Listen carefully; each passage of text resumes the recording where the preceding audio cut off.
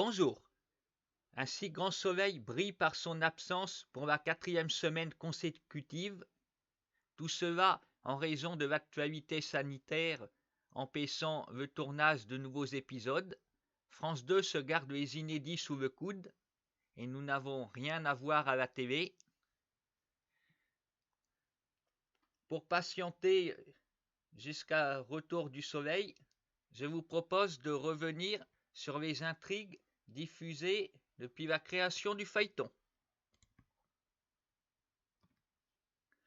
Claire Estrella revient à Montpellier après 17 ans d'absence. Alors qu'elle doit retrouver son amie d'enfance, elle se retrouve accusée de son meurtre. Elle se retrouve obligée de renouer avec ses parents qu'elle n'a pas revus depuis la mort de sa sœur, et leur présente son fils Théo, qu'elle a eu après avoir piqué Julien Bastide à sa sœur. Elle découvrira que c'est une amie de la famille qui a tué sa sœur après l'avoir prostituée, et qu'elle est également responsable du meurtre de son amie. Elle se suicidera pour éviter l'arrestation.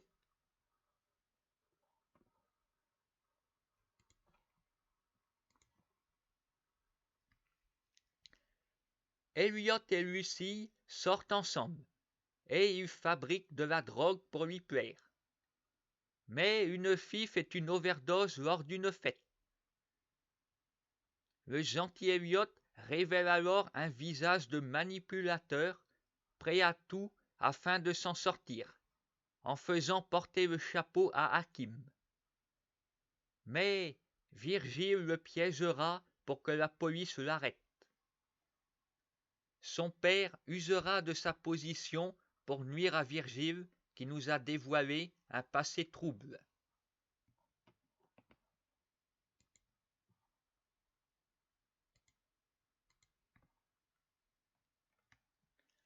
La société OCI rachète Elle Cosmétique. Le but d'Elisabeth Bastide est de mettre fin à l'activité pour utiliser le terrain pour faire du profit. Mais son fils Julien ne l'entend pas de cette oreille et décide de prendre la tête de l'entreprise pour la redresser. Il devra s'opposer à sa mère et maître Cabestan, ainsi qu'aux employés qui se méfient de lui à tort. Émeric s'épuise à lutter contre Julien et renverse une femme en voiture. L'entreprise prospère en retrouvant la recette miracle de sa crème, mais doit engager Gary en tant que commercial. Un poste où ce baratineur réussira contre toute attente à faire des merveilles.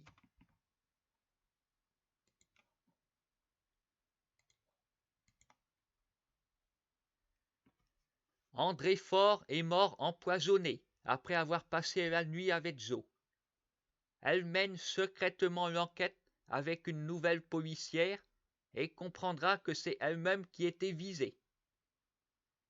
Elle repasse ses ennemis en revue, sans se douter que c'est son allié de fortune qui était derrière tout ça, et qu'elle n'a pas hésité à mettre sa carrière en danger pour piéger la femme volage du suicide de son père.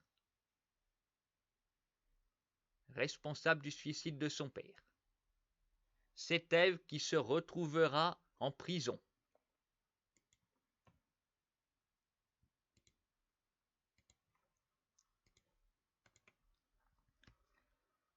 Manon rencontre Maxime qui l'a séduit pour dépouiller la famille Bastide. Si son plan est une réussite, un grain de sable apparaît très vite quand il tombe amoureux d'Alice, ce qui le conduira à sa perte, mais il n'entraînera pas Manon dans sa chute car il prétendra qu'elle n'a eu aucun rôle actif dans le détournement d'argent. Tromper la fille avec la mère et voler la grand-mère. Il a bien baisé tout le monde.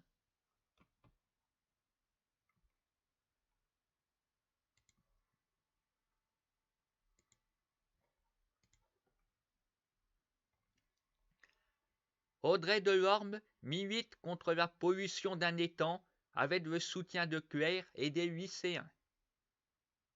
Le corps d'Audrey est retrouvé au bord de l'étang. La police arrête les pollueurs avant de découvrir que Audrey est morte toute seule.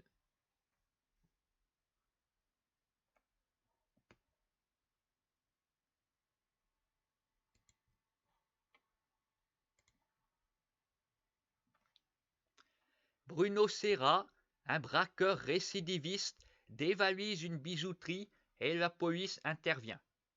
Serra est arrêté et son complice tué, mais Hakim est gravement blessé d'une balle dans la tête. Serra est emprisonné dans la même cellule qu'Elliot, qui va l'aider à s'évader en manipulant sa mère, qui hébergera le braqueur avant d'en tomber amoureuse et d'apprendre la vérité sur son fils. Mais Lucille est furieuse que son petit ami soit dans le coma et réussira à retrouver Serra, qui sera abattu par la police sans chercher à blesser personne. Hakim se réveille mais quitte la ville.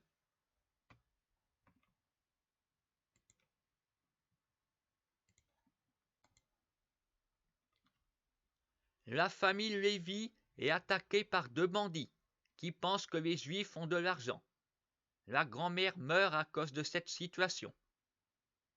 Alette se démène pour retrouver les responsables de la mort de sa grand-mère, mais pense qu'il y a quelqu'un d'autre au-dessus. Un voisin lui apporte son aide pour trouver le commanditaire, mais il le manipule pour se débarrasser de l'amant de sa femme. Il sera arrêté et l'affaire terminée, car extrêmement plus simple qu'Alette ne l'imaginait.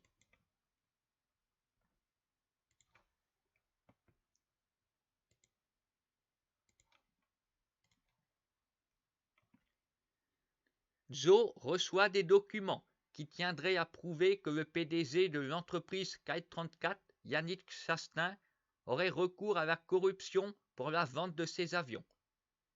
Les soupçons se portent sur Théo qui est en stage, mais le véritable indicateur est retrouvé mort. Cécile, la juge d'instruction de l'enquête, commence à entretenir une relation avec ledit PDG, mais va tirer sur son associé en prétendant se défendre d'un agresseur armé dont il n'y a aucune trace. Un sombre piège fomenté par l'associé qui était amoureuse de Yannick, afin de le récupérer en vain. Elle n'ira pas en prison par manque de preuves, mais perdra l'homme de sa vie.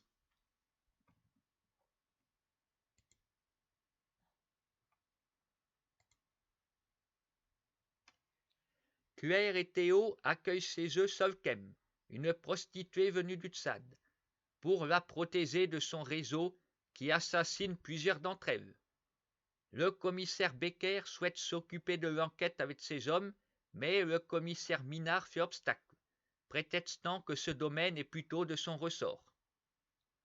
L'enquête piétine, et Becker échappe à une tentative d'assassinat.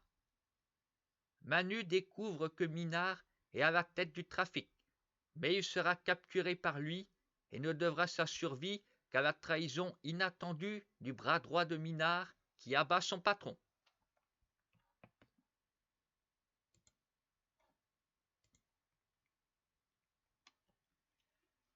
Gary perd des fortunes au poker et doit de l'argent à Steve, un type louche. Philippe Lafont décide d'aider Gary, mais est menacé à son tour par Steve, qui suggère alors à Philippe de tuer sa femme pour hériter et rembourser les dettes. Gary doit s'en charger, car personne ne le soupçonnera, mais il se dégonfle.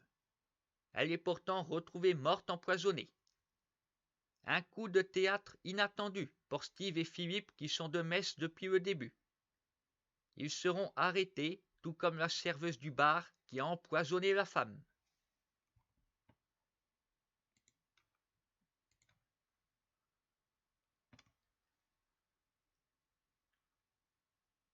Alice et Julien sont sur le point de se remarier après avoir divorcé un an plus tôt à cause de Claire. Une femme prénommée Mireille prétend être la mère d'Alice.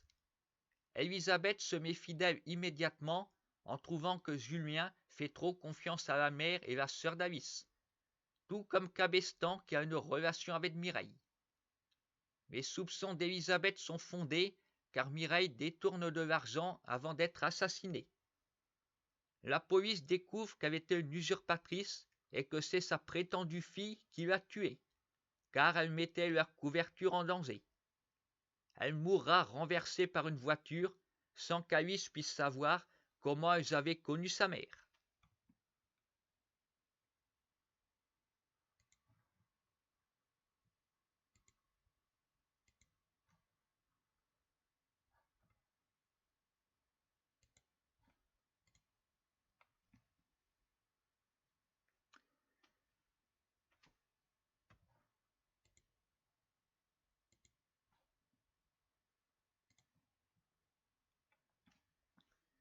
Virgile retrouve Marion et Elsa, avec qui il arnaquait des gens autrefois, mais des mafieux ont tué sa femme en représailles.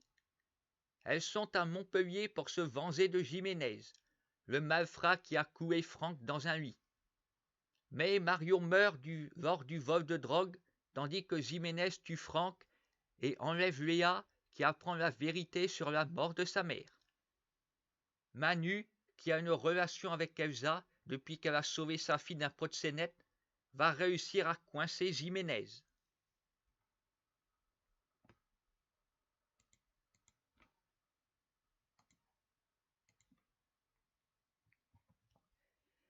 Sabine devient prof au lycée avec son fils Enzo, qui a des crises de colère et va pousser Inès dans les escaliers du lycée, avant de sortir avec elle.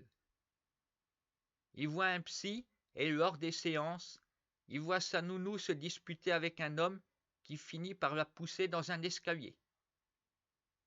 Enzo n'est donc pas le responsable de sa mort et pensera que c'est son père qui avait une liaison avec elle.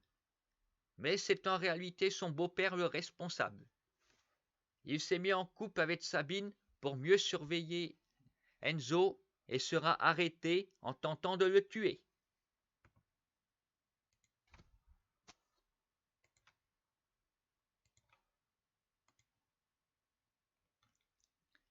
Johanna accepte de défendre Jiménez, mais il profite des ennuis de santé de son mari, Christophe, pour la manipuler en apportant son aide. Elle transmet ses ordres à sa femme et va chercher de l'argent en Suisse, mais la police découvre tout et accepte de fermer les yeux si elle aide à démanteler tout le réseau. Mais Christophe découvre la relation entre sa femme et son meilleur ami et la dénonce à Madame Jiménez. Mais elle ne lui fera pas de mal pour ne pas allonger sa peine en tuant une femme enceinte.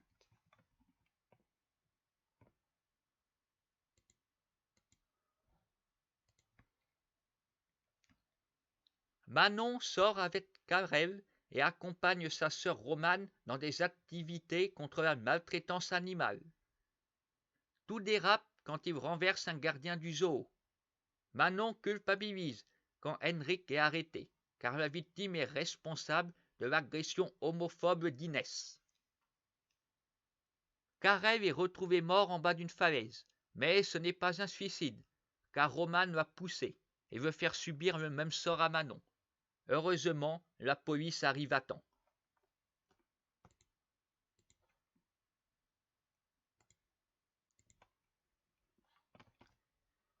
Et nous terminons par la dernière intrigue qui est toujours en cours malheureusement. Les parents d'Antonin inaugurent leur escape game, mais un incendie se déclenche. Le seul moyen de sortir est de résoudre les énigmes. Manon sauvera la fille de Manu. Enzo, Ludo et Johanna s'en sortiront, mais cette dernière perdra son bébé. Hélas, Léa périt dans les flammes. Virgile est inconsolable et tire sur le père de Dylan, qui est accusé à la place de son fils d'avoir mis des pièces de contrefaçon. Johanna soupçonne Christophe, tandis que Manu pense qu'il s'agit du proxénète qui faisait pression sur sa fille. Mais Antonin révèle que ce n'est pas la première fois que sa famille compte sur l'assurance pour se renflouer.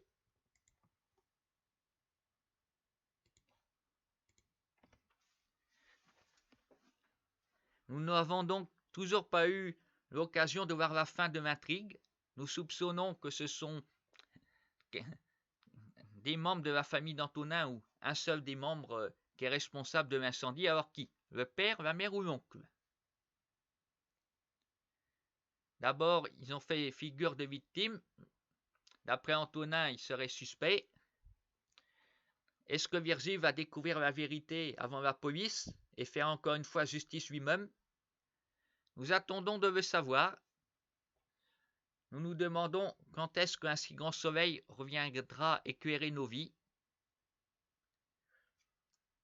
À la fin du confinement, ou alors lorsque les collègues de France 3 auront diffusé tous les épisodes de leur feuilleton, peut-être France 2 prendra-t-il le relais. Mystère. Nous sommes dans le noir depuis un moment.